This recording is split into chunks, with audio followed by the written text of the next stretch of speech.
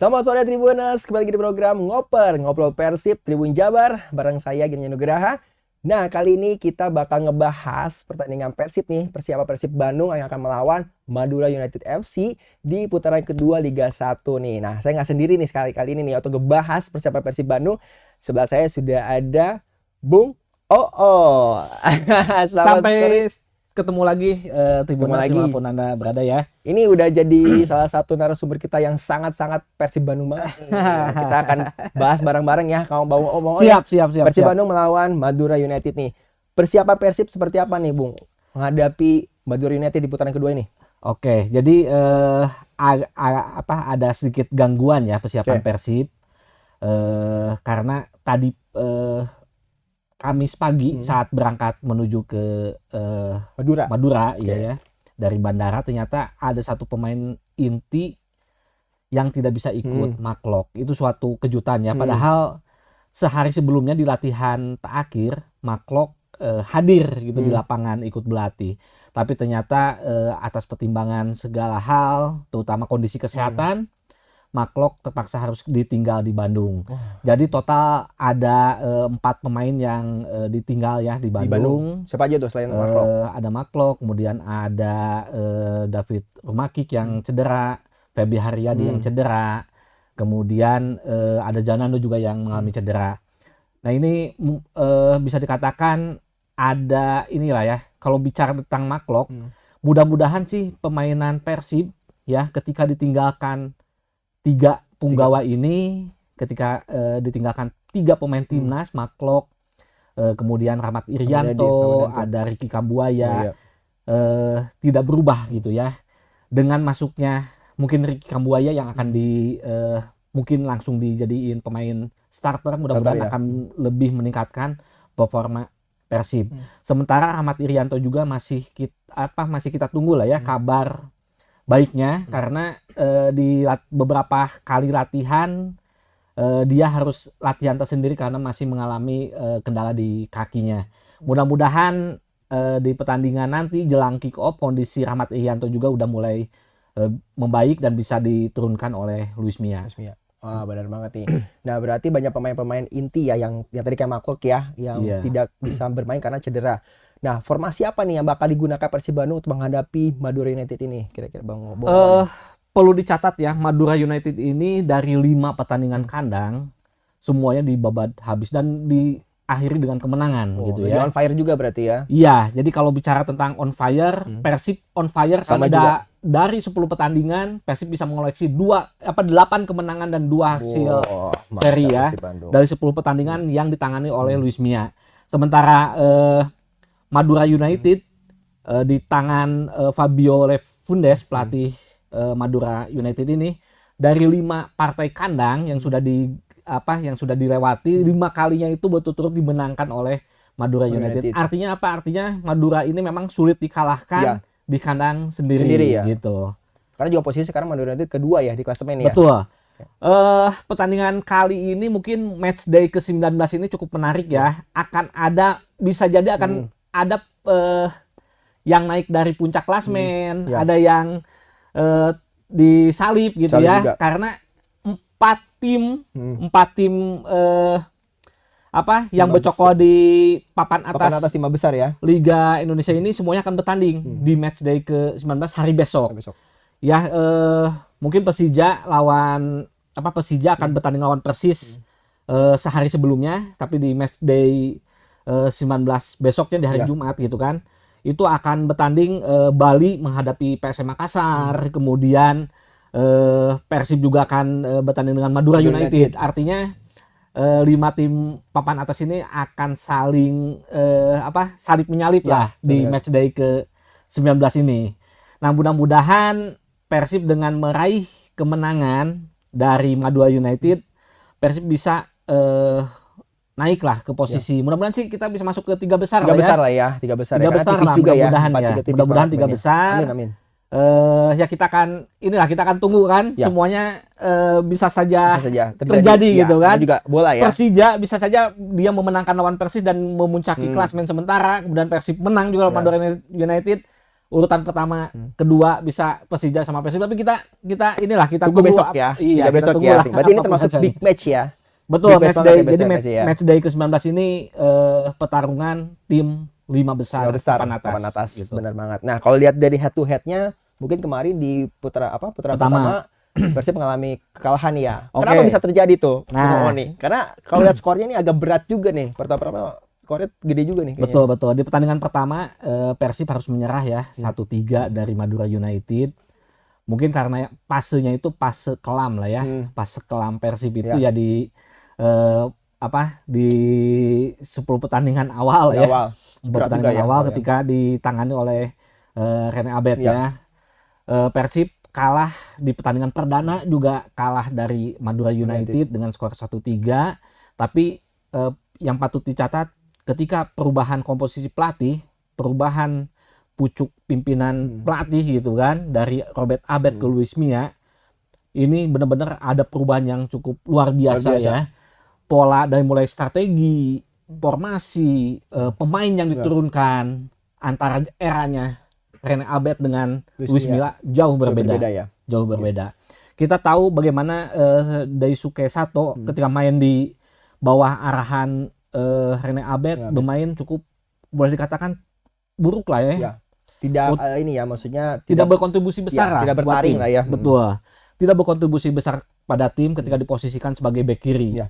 Kemudian ketika masuk Luis Mia dari Daisuke Sato diubah posisinya menjadi 3 center back. Di posisi 3 center back ini menunjukkan bahwa dia bisa Persib tidak salah untuk merekrut dia sebagai pemain Asia gitu kan, pemain asing Asia gitu kan. Pemain import. Iya, padahal sebelumnya kan sempat bertanya kenapa sih Persib mendatangkan Sato nih dengan kualitas seperti itu. Yang tidak jauh berbeda mungkin dari Ardi Idrus gitu yang sebelumnya berposisi di bek kiri Persib. Tapi setelah ditangani oleh Luis Milla, kita bisa lihat ya perubahan yang cukup signifikan bagaimana Sato bisa bisa berkontribusi cukup besar untuk Persib. Kemudian dari gelandang juga ada sedikit perubahan ketika ditangani oleh Luis Milla gitu kan, di mana dua posisi gelandang ini benar-benar gelandang yang benar-benar sentral, artinya gelandang yang harus bisa naik dan bisa turun gitu kan. Kalau Klok main mungkin Klok akan berduet dengan Kambuaya. Tapi ketika Klok tidak absen, kemungkinan Kambuaya akan diduetkan dengan Deddy Kusnandar gitu kan, atau Abdul Aziz. Dua pemain ini Kambuaya, Deddy Kusnandar ataupun Abdul Aziz, pemain yang secara mobilitas cukup tinggi ya, bisa membantu dalam penyerangan dan juga bisa membantu dalam bertahanan. Untuk posisi kiper sih besok kemungkinan besar Teja Pakualam masih tetap di bawah Mistar. Bagaimana kita tahu ya, beberapa pertandingan Persib di bawah lini akhirnya Teja Pakualam benar-benar mampu menjadi benteng yang cukup tangguh ya gitu lawan Persija. Bagaimana kita lihat ya, beberapa kali serangan Persija bisa mentah ketika bola diarahkan ke gawang Persib. Kemudian di posisi selain Sato di posisi 3 back ini ada Kuipers ya. Kuipers tidak bisa tergantikan lah ya. Di musim ini, di eranya Rene Abed, di eranya Luis Milla, Kuipers ini tidak bisa pemain yang tidak tergantikan di posisi pemain belakang. Nah, di posisi satu lagi center back 3 ini satu lagi pilihannya antara Igbo Nevo atau Ahmad Juprianto ya. Tinggal dipilih-pilih, kedua pemain ini punya kelebihan, punya kekurangan. Nah, kemudian di posisi gelandang 4 gelandang, tadi Ricky Kambuaya kemungkinan akan langsung diturunkan sebagai pemain inti ya. Kemudian akan berduet dengan Abdul Aziz atau Deddy Kusnandar gitu. Kemudian di posisi wing kanannya kemungkinan Hen masih tetap menempati posisi tersebut. Di back kirinya, nah ini yang akan jadi ini ya. Apakah Rahmat Irianto akan langsung diturunkan ataukah akan tetap memaksakan Fats Butuan untuk menempati posisi back kiri gitu kan. Nah, untuk posisi 3 penyerang mungkin tidak akan berubah ya. David Da Silva, Ciro Alves dan Beckham Putra. Nah, kita sih mudah-mudahan komposisi ini inti ini benar-benar diturunkan ya. Tidak ada kejutan lagi. sebagaimana kita ketahui kemarin saat lawan Persija ada sedikit kejutan ya ketika Ya. David da Silva dicadangkan dulu dengan Jadi nggak di awal, nggak di starter dulu dari awal ya. betul. Nah, bisa jadi seperti itu ya, bisa jadi seperti itu karena beberapa hari kemarin Luis Milla sempat berstatement bahwa kita akan menyimpan beberapa kekuatan tim kita gitu kan. Setelah McLeod udah dipastikan tidak akan turun, Ahmad Rianto masih diragukan karena kondisinya mungkin masih kita tunggu lah ya sampai kick off apakah udah fit atau belum. Kemudian David da Silva nih. David da Silva apakah akan langsung diturunkan sebagai pemain inti atau seperti pas lawan Persija ya. dicadangkan dulu gitu kan. Biarkan Ciro Apes yang mengeksplor kemampuannya untuk menjadi striker tunggal gitu kan. Ya. Nah, saya kira sih formasi Persib akan tetap ya. Dari kedatangan Mia sampai saat ini formasi 3-4-3 masih tetap jadi patronnya 3-4-3 Luis ya. Mia. Oke. Iya. 3-4-3 ya berarti Betul. ya. Oke. Wah, ini luar biasa ini. Tunggu banget jam berapa itu 6:30 ya. Hari ini 6:30 ya. Betul. 7 hari ini. Iya. Hari Jumat jam 7 ya, berarti sore ini ya. 18.30 live on Indosiar. Beberapa pemain sudah siapa sih pemain yang paling diwaspadai di Madura United, ya. Sudah tentu Lulinnya ya. Lulinnya striker Madura United itu udah mengoleksi 9 gol dan itu pemain yang benar-benar harus diwaspadai ya. gitu ya. Harus benar-benar diwaspadai artinya apa? Dari segi produktivitas sudah ketahuan 9 gol gitu. Berarti kan dia bukan striker yang abal-abal gitu kan. Ya. Yang produktif lah. 9 gol kemudian selain Lulinnya kita harus mewaspadai pemain-pemain cepat ya, pemain-pemain cepat dari Madura United. Kita sebagaimana kita ketahui lah ya di Esteban juga. Betul. Selain juga Lulinnya kita punya Beto Gonçalves gitu ya di posisi striker depan. Kemudian ada Vizcarra juga yang kita harus waspadai karena kita tahulah Vizcarra saat melawan Persib di putaran pertama bagaimana cara mainnya. Luar biasa. Ada motivasi tersendiri bahwa saya ingin menunjukkan bahwa Persib membuang saya ini salah, sebuah kesalahan ya. Sebuah kesalahan. Jadi dia ingin menunjukkan bahwa saya itu masih berkualitas nih. Persib salah untuk membuang saya. Pembuktian dia. Vizcarra. Kemudian ada Hugo Gomes Jaja, pemain Brasil, playmaker dari Madura United. Secara produktivitas memang dia masih minim gol ya. Malahan belum mencetak gol sama sekali untuk Madura, tapi dari segi permainan bagaimana visi misi dia untuk mengalirkan bola, membuka ruang gitu kan. Itu patut diacungi jempol si Jaja ini ya. Hugo Gomes Jaja ini. Kemudian jangan diremehkan juga para tadi yang saya jelaskan bahwa banyak pemain-pemain dengan kecepatan tinggi. Bayu Gatra. Oh iya, Bayu Gatra. Ada Bayu Gatra, kemudian ada Malik Rizaldi, ada juga pemain muda timnas kita, Ronaldo Kuate. Ya, itu yang benar-benar harus diwaspadai juga ya, Ronaldo Kuate. Kemudian ini ada rekrutan terbaru dan ini anak Bandung. Siapa tuh? Taufik Hidayat. Nah, oke. Jadi badminton ya. Jadi Persija kemarin di akhir putaran pertama melepas beberapa pemainnya, Ryuji Utomo, kemudian salah satunya lagi ada Taufik Hidayat, pemain yang besar di Bandung gitu kan. Nah, Taufik Hidayat ini bisa menjadi senjata alternatif gitu kan.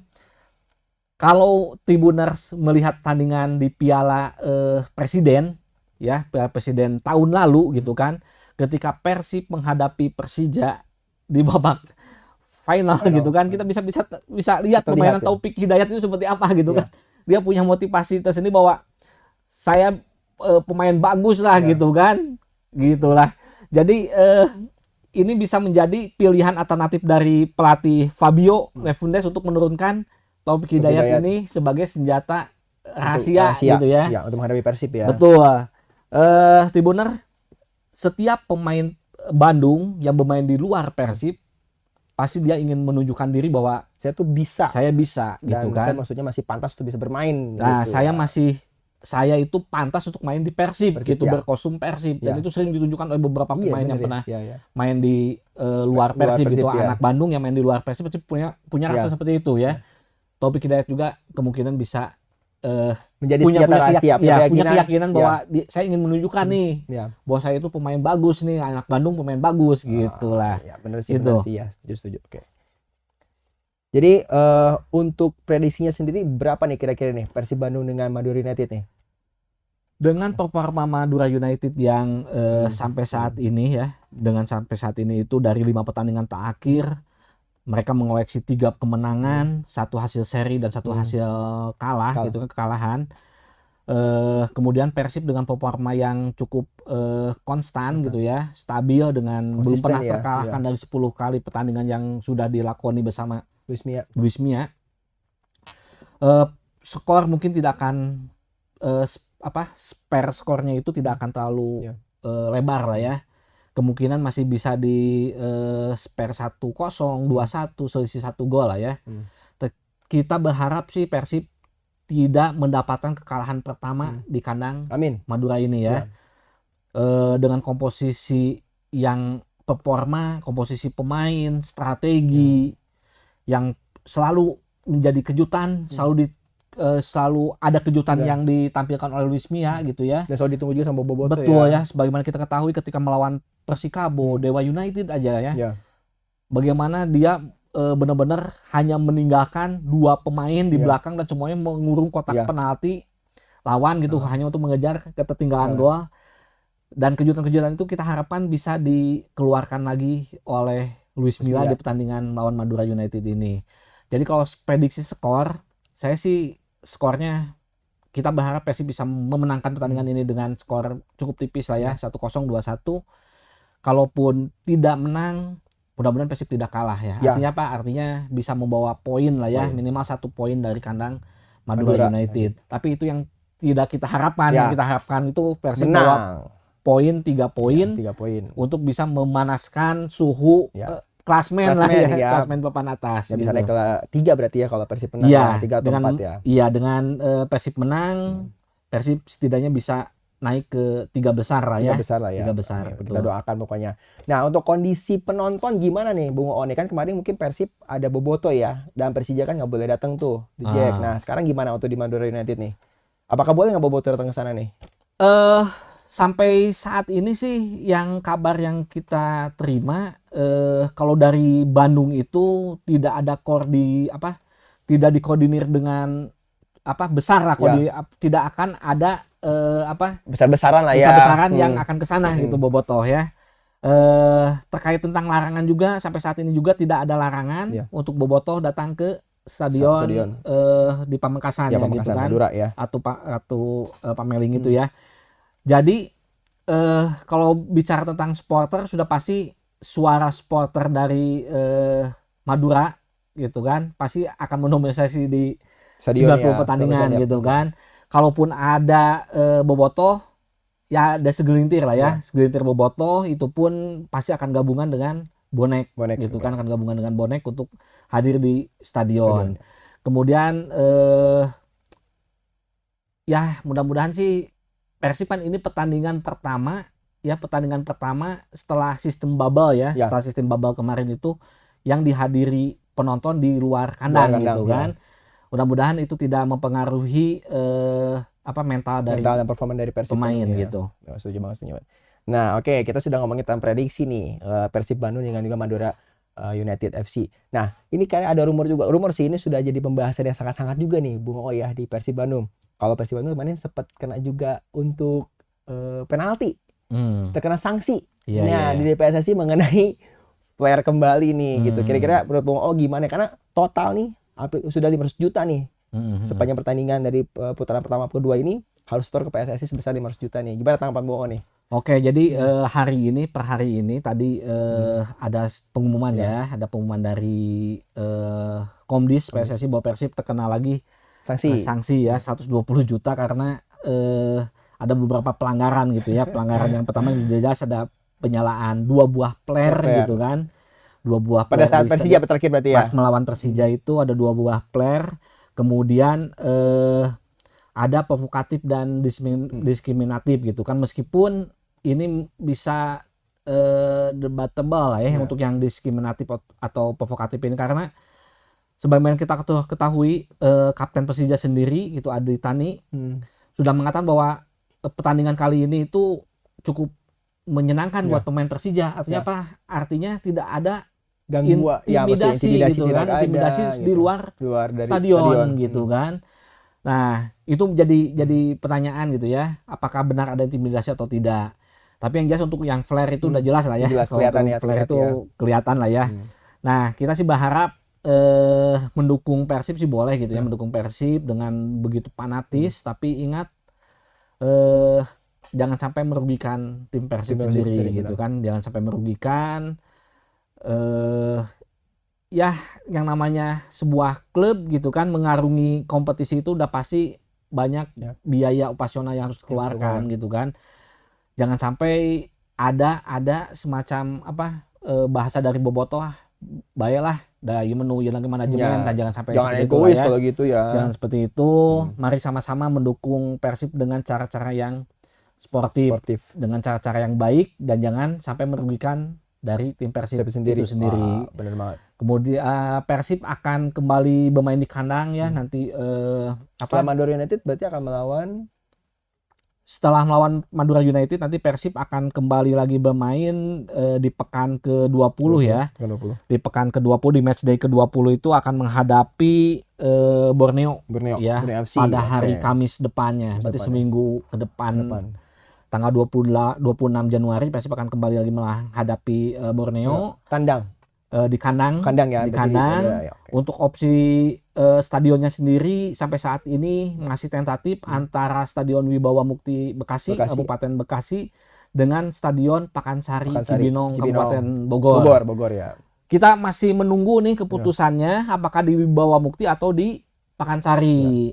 Sebagaimana Tribuners ketahui, Persib untuk sementara sampai akhir kompetisi musim ini kepaksa harus menjadi tim musafir lah ya, bahasanya, tim yang harus main di luar kota Bandung karena dua stadion besar yang ada di kota Bandung, Stadion Jalak Harupat dan Stadion Gelora Bandung Lautan Api akan dipergunakan untuk Piala Dunia U20 Mei tahun ini gitu ya, Mei 2023. Jadi Persib terpaksa harus mengungsi dulu ke Wibawa Mukti atau Pakansari. Kita tunggu, mudah-mudahan main di Wibawa Mukti, main di Pakansari, Bobotoh mendukung dengan sportif, perizinannya lancar, kemudian pertandingannya semua dimenangkan oleh Persib. Amin. Gitu. Nah, setuju banget ya, Persib Bandung harus tetap konsisten berarti ya, Bung O ya, di Liga 1 ini.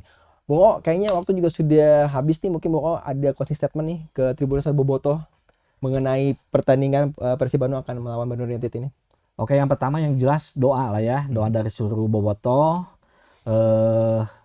Biarkan pemain, pelatih yang bekerja di lapangan, Bobotoh yang bekerja di luar lapangan dengan cara mendoakan gitu ya, mendoakan supaya Persib bisa meraih hasil maksimal ya, hasil maksimal di seluruh pertandingannya, termasuk di pertandingan melawan Madura United.